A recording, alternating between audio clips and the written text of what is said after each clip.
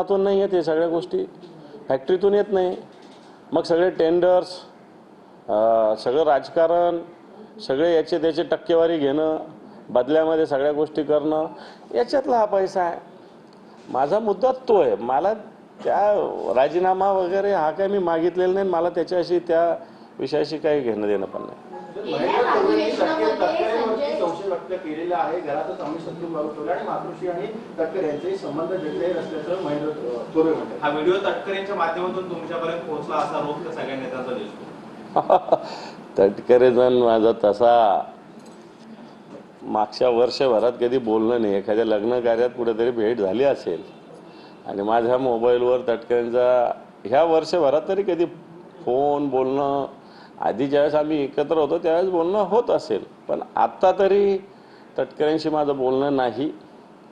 Video माझ्याकडे काही कोणाकडून मी काय तो सोर्स सांगण्याची आवश्यकता नाही. पण मला असं वाटतं जी गोष्ट आहे तिचा खुलासा करावा. तटकरेंकडून आला राजीनामा देणं हे सोडून द्या ना. तुम्ही तुमचं आहे का नाही तेवढं सांगा. नसेल तर पोलिसात तक्रार करा, पोलिसांना चौकशी करू द्या.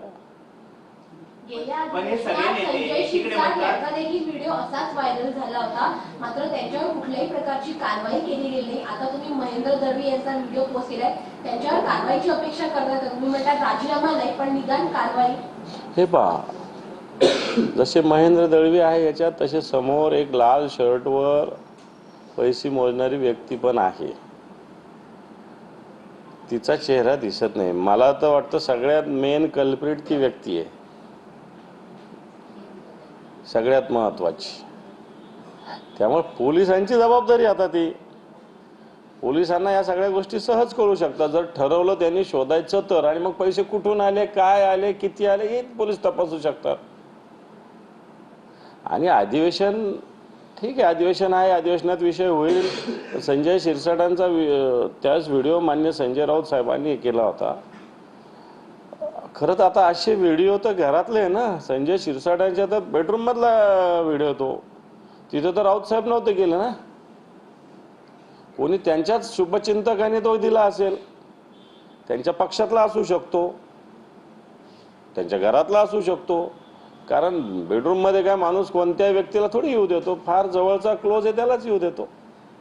त्याच्या वेळेसही मला वाटतं संजय शिरसाटाने अजून शोधण्याचा प्रयत्न केला नाही की आपल्याकडे काय होतंय. आणि आता याचाही मला असं वाटतं नुसतं तटकरे राजीनामा देईल या विषयाशी आम्हाला काही घेणं नाही. या विषयाची चौकशी व्हावी एवढंच आमचं म्हणणं आहे.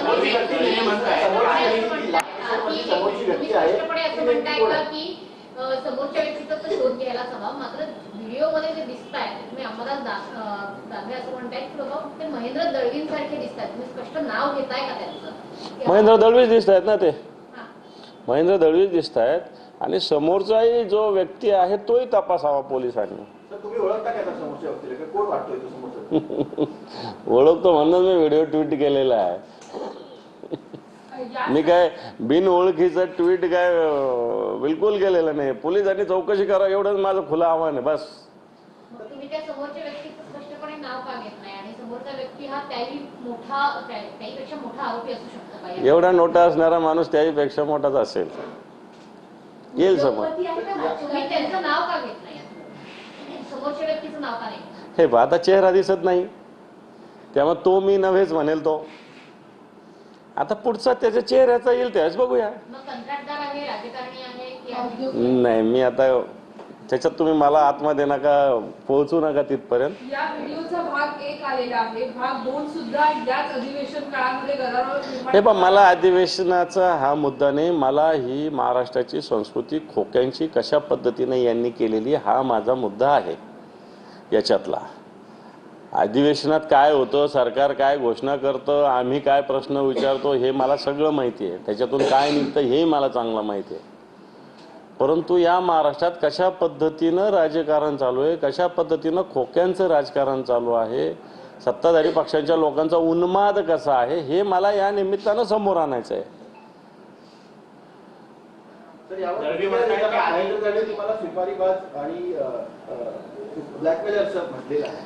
आता हे पहा, सगळं समोर आणल्यानंतर एखादं उदाहरण द्यावं. मी हे दिलेलं आहे समोर. त्यांनी माझं एखादं सुपारीचं किंवा ब्लॅकमेलिंगचं एखादं उदाहरण द्यावं.